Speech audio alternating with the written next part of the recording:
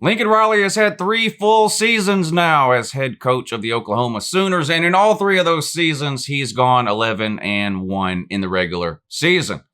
Of course, the regular season has not been the issue for Oklahoma. He's 0-3 in the postseason, losing 3 straight years in the first round of the playoffs. Now, we're not going to point and laugh at that for the purposes of this video. Why? Because this is a 2020 Oklahoma Sooners regular season schedule preview. Whee!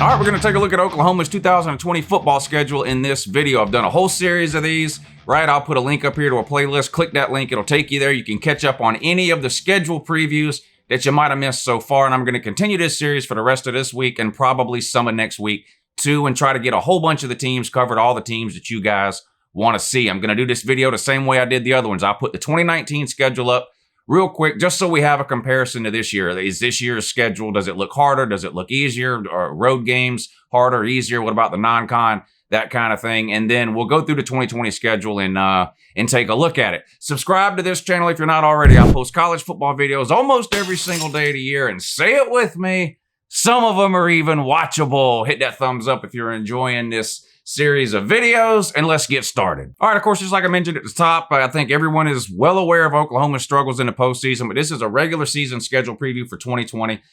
Here's 2019. We'll look at this real quick. They went 11-1 in the regular season, and you can see for yourself there what they did. But, Houston, they beat Houston week 1, which was revenge from, was it 2016 when Houston actually upset them? I think that was week 1 back then too. Anyway, you get the win against Houston, you get a win against South Dakota, then you go on the road and get a win against really a terrible UCLA team. That was your non-con schedule. Then you had your first bye week before you started Big 12 play, and you did pretty good per usual in the Big 12. You beat Texas Tech at home, you beat Kansas on the road, you won your rivalry game against Texas 34-27. Right? Then you come back home, you played West Virginia and destroyed them 52-14. Then that's where you stumbled on the road at Kansas State. Like I said, 11-1 for 3 straight seasons in the regular season for Lincoln Riley. This was the game that tripped you up this year. And there's really no rhyme or reason to the regular season games that Lincoln Riley has been losing. He's, in 2018, he lost to Texas, which was clearly the second best team in the Big 12. 2019, you lose to Kansas State. Were they the second best team? Probably not. In fact, we know they weren't. You've lost a home game, you've lost an away game, and you've lost a neutral site game in the last 3 seasons. You lost Texas in a neutral site, lost to Kansas State this past year on the road, and then 2017 you lost at home to Iowa State. So hard to pick where the one loss is going to come in 2020. You'll see when we get there, because it's not that you struggle on the road, it's not that you struggle against certain teams. It's been just sort of a random game that you tend to lose each year. 2019 was on the road at Kansas State. You had another bye week after that, and then you won your last 3 at Baylor in an amazing comeback game there. One of the best games in the Big 12 all year for sure. You beat TCU at home, and you finished up with a win on the road at Oklahoma State, of course, finishing 11-1 and winning the Big 12 the week later in the Big 12 title game in a rematch against Baylor where you beat them again. But, of course, this is just a regular season preview. So you were 3-0 in the non-con. You were 4-1 on the road, 1-0 in neutral site games, that being the Texas game. Week 7, 8, and 9 was pretty tough. Texas, West Virginia, at Kansas State. That last one tripped you up there. Your last 4 games weren't that easy either. Iowa State, which is always pretty good. You got lucky and got them at home because, of course, we all know can't win at Iowa State. And that, according to that one YouTuber, what his name is. Mama, no! You beat TCU at home, who was kind of off last year, and then you won your state rivalry game there, the Bedlam game on the road at Oklahoma State. Pretty tough 4-game stretch to end the season. 11-1. All right, here's 2020. Let's take a look at it. Is it going to be easier? Is it going to be harder? What's different with the non-con? What about the road games? Let's take a look. You start off at home in a non-con against lower classification team Missouri State. Should be a good warm-up game. A chance for Spencer Rattler, whom I think everyone assumes is going to get the nod at quarterback this year for Oklahoma. Should be a good warm-up game for him, sort of get his feet wet, that kind of thing. Probably handle them without a problem. Then you play an SEC team at home, Tennessee. Now, I do think Tennessee is getting better. They're clearly not on Oklahoma's level. I would assume you'll be a pretty heavy favorite in that game, probably double digits, especially with it being in Norman. But it is an SEC team. It'll be one a lot of people will be watching. Then you have a bye week, which I think is great. I don't think you could have your bye week at a better time because after that bye week, you got to go on the road and play Army.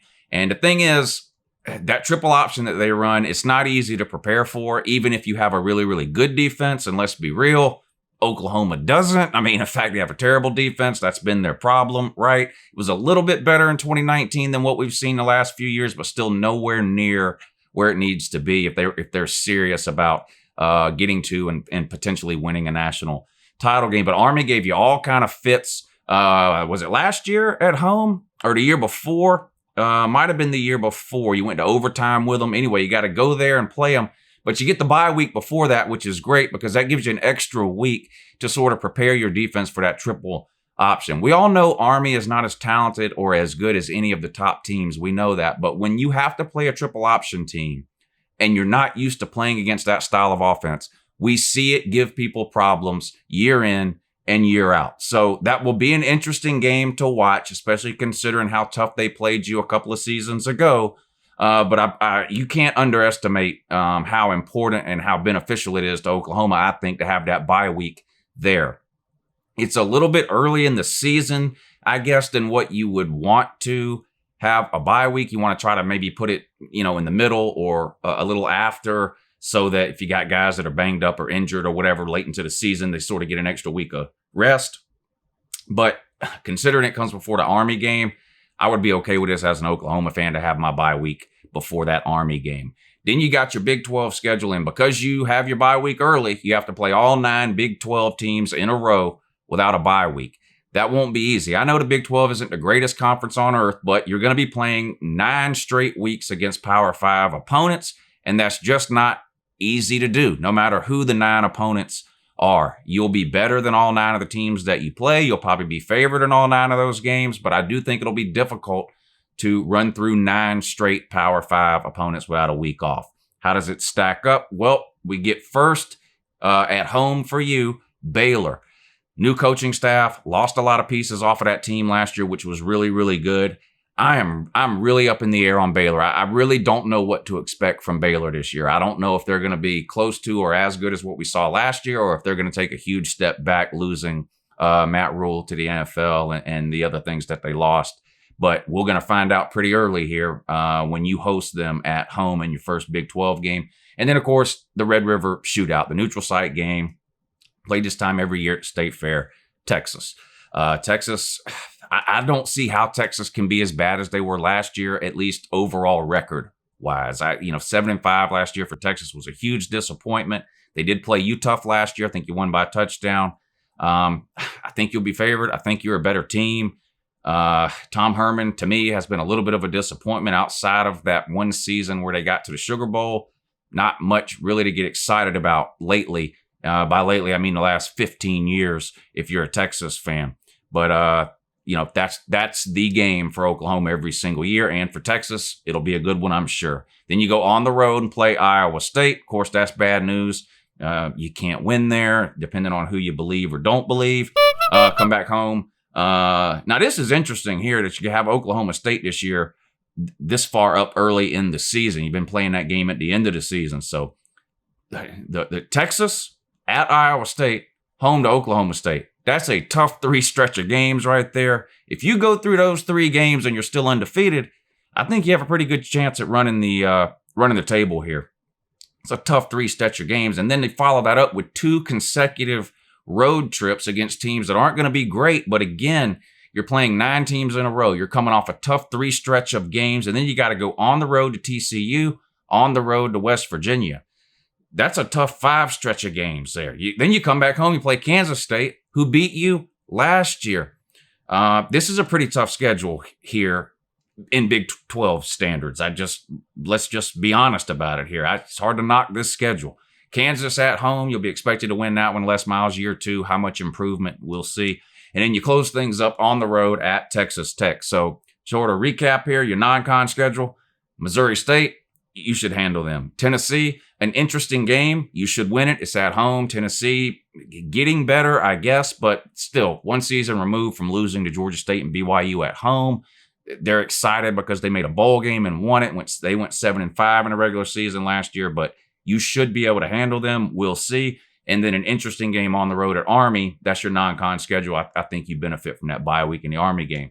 On the road, at Army, at Iowa State, at Texas Tech, at West Virginia, at TCU. Not easy. And again, you got those 2 in a row there at TCU and West Virginia that come on the heels of a tough 3 stretch of games against Texas, Iowa State, and Oklahoma State. That's a critical, those 5 games are critical for Oklahoma's season, I think, for obvious reasons. Neutral site game against Texas.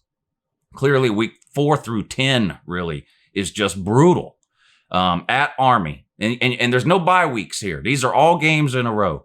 At Army, home against Baylor, the Red River Shootout, at Iowa State, home against Oklahoma State, a rivalry game, and then back-to-back road games at TCU and at West Virginia. That's a brutal stretch of games there in the Big 12, starting off with the non-con at Army, finishing up on the road at West Virginia. An absolute brutal stretch of games there. That 2-month period is going to be rough for Oklahoma. Again, if they manage to run through that slate there, hard to see them losing another game. You could be looking at a 12-0 season as opposed to an 11-1. Now, I've made no bones about it. I'm sick of seeing Oklahoma in the playoffs. Again, this is a regular season video, though, but hard to see more than 2 losses for sure on this schedule, especially if you're able to get through that tough stretch of games. But there it is. That's the schedule for Oklahoma 2020. My opinion, a little bit more difficult than 2019. Of course, in 2019, we had 2 bye weeks. Everybody did. So you were able to spread those things out, right? So you played 3 non-con games, then you had a bye week before you started your Big 12 schedule. But then about halfway through your Big 12 schedule, you had another bye week. At Kansas State, you lost, then you had a bye week before you went to Iowa State, which, of course, you won. Oklahoma State being moved up into the middle of the season, where it just happens to fall right in the middle of that tough stretch of games you have. Again, Army, Baylor, Texas, Iowa State, Oklahoma State, at TCU, at West Virginia. Not going to be easy. Anyway, let me know down below. What do you think Oklahoma could do this year in the Big 12? I'm sure they're going to be everybody's favorite to win it. Texas thinks they're back like they do every single year. Will Baylor have another good year? Can Kansas State improve in year 2 under that new coaching staff, who I really like, by the way? And what's Les Miles in Kansas going to look like? What can Oklahoma do in 2020? Give me the trap games. Is there a game that on here that most people, if not everybody, is going to assume that Oklahoma will win, that you could see them slipping up in? And don't tell me Texas. Clearly, we know that could go either way. What are Tennessee's chances? I'm curious to know. I know what the Tennessee fans think. We're going 15-0. Yeah, it's the offseason. It's February. We know you're going 15-0. You've been going 15-0 every February since Facebook was invented. Believe me, we get it. But let me know, what are the chances there for Tennessee in that game? If you're an Oklahoma fan, how worried are you, if at all, about that Tennessee game? Or how about this? Who has a better chance of upsetting Oklahoma? Tennessee or Army? Remember, Army's on the road for you, so you got to play at Army. Tennessee, you get at home. If I told you right now Oklahoma's going to lose one of those 2 games, who do you think it would be? Tennessee got a better chance of pulling off the upset?